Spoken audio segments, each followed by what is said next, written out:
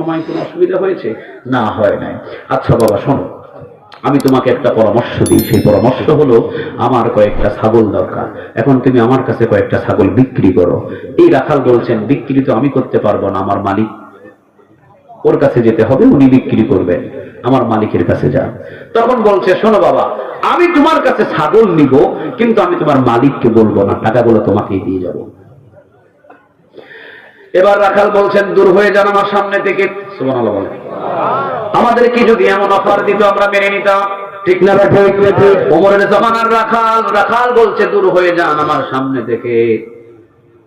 এই মুহূর্তে দূর হয়ে যান, তাড়িয়ে দিয়েছেন। আবার ওমর ফিরে এসে বলতেছেন, বাবা 10টা ছাগল তুমি দিবা, এটার ডাবল দাম তোমাকে দিব। আবার ধমক দিয়ে দূর করে দিয়েছেন। রাখাল তো জানে না এটা ওমর, মুক্ত বাধা, চলে গেছেন। ওমর তো